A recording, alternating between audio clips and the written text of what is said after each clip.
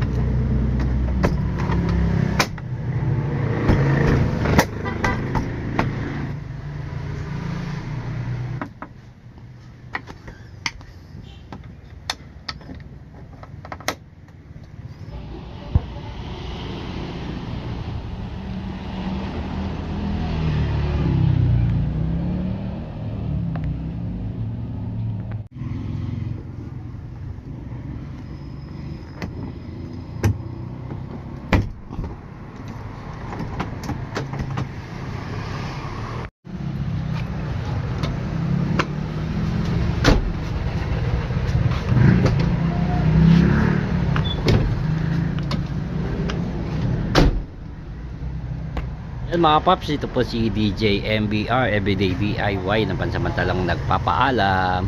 Salamat mga paps.